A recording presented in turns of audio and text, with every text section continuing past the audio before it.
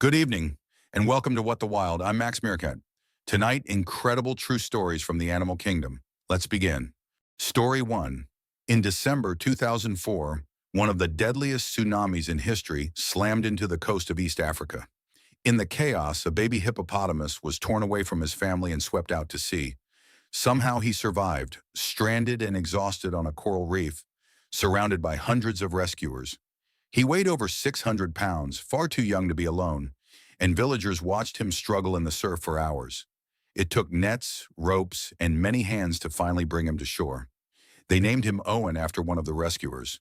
But Owen was traumatized, frightened, and completely alone in the world.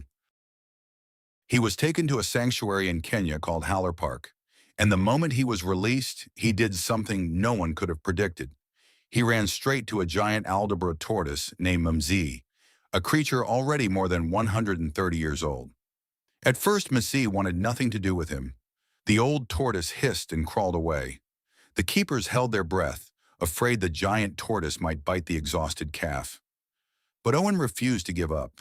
He followed Mzee everywhere, lying against him, nuzzling him until slowly, impossibly, the ancient tortoise began to accept the orphaned hippo. Within days, they were inseparable. They swam together, ate from the same spot, and slept curled side by side. A mammal and a reptile. Two species separated by over 200 million years of evolution, with nothing in common. And yet, they had formed a bond as deep as family. They even developed their own quiet language of nudges and gentle sounds, and Owen began to behave more like a tortoise than a hippo. Scientists were stunned. He had lost everything in the waves. And in the most unlikely friend imaginable, a wrinkled, century-old tortoise, he finally found a way to heal. We'll pause there. Stay with us. Story 2. The cheetah is the fastest animal on land, capable of 60, even 70 miles an hour. But it hides a surprising secret.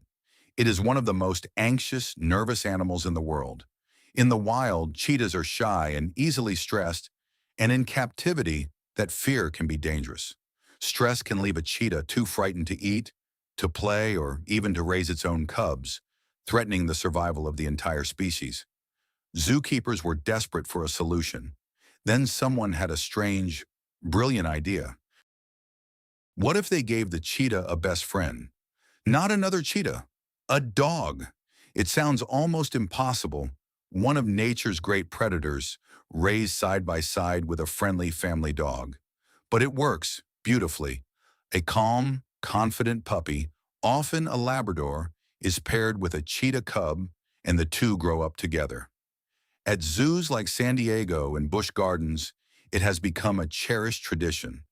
The dog, relaxed and fearless by nature, becomes an emotional anchor. The cheetah watches its furry friend, sees there is nothing to be afraid of, and slowly learns to be calm. They play, they chase, they wrestle, and they nap in a tangled pile of fur and spots. The dog reads the cheetah's mood and calms it with a simple nudge or a wagging tail. And when the cheetah finally feels safe, it can grow into the magnificent, confident animal it was always meant to be. Zoos all over the world now raise their cheetahs this way, giving each nervous cat a loyal canine companion for life. It is one of the most unlikely partnerships in the animal world. And it proves something beautiful. Sometimes the very best medicine for fear is simply a friend. We'll pause there. Stay with us. Story 3. On a quiet farm, there lived a horse who had slowly gone blind. And for a horse, blindness is terrifying. Horses are prey animals, and their eyes are their lifeline. To lose them is to lose all sense of safety. He stopped moving. He refused to leave his stable and would not graze in the open field. He would tremble at every unfamiliar sound. A blind horse in an open pasture is helpless and afraid, unsure of every single step. His owners worried he would spend the rest of his days frozen in place, trapped alone in the dark. Then they tried something wonderfully simple. They gave him a companion, a small goat, and that little goat took on an extraordinary role. It became the horse's eyes. The goat would walk a few steps ahead, and the blind horse learned to follow the gentle sound of its bell and the soft press of its body. Where the goat led, the horse would go, trusting the tiny animal with his life.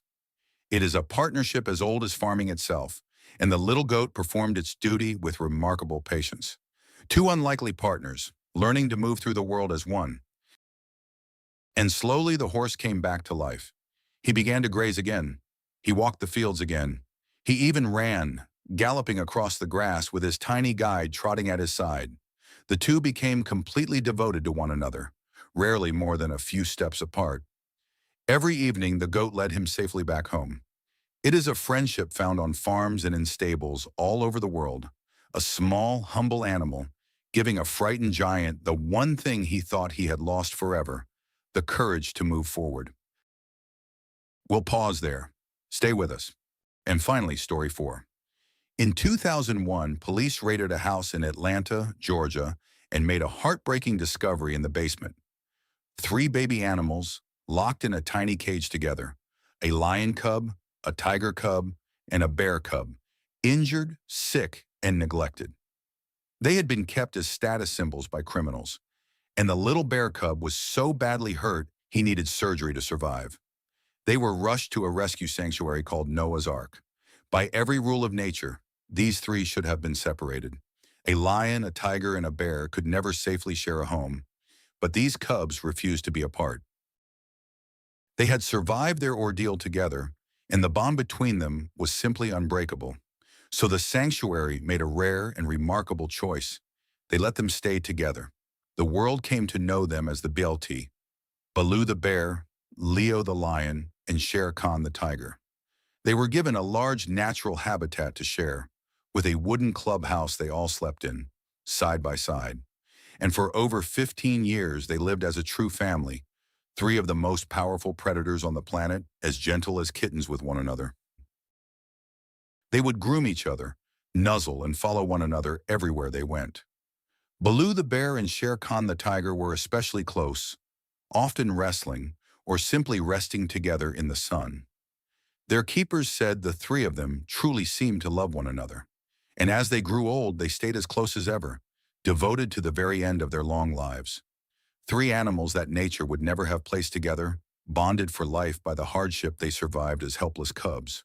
A lion, a tiger, and a bear, living proof that real friendship can grow in the most unlikely of places. That's What the Wild for tonight. I'm Max Meerkat. If you enjoyed this story, hit that subscribe button and turn on notifications so you never miss what the wild has in store. New stories several times a week. Until next time, stay wild.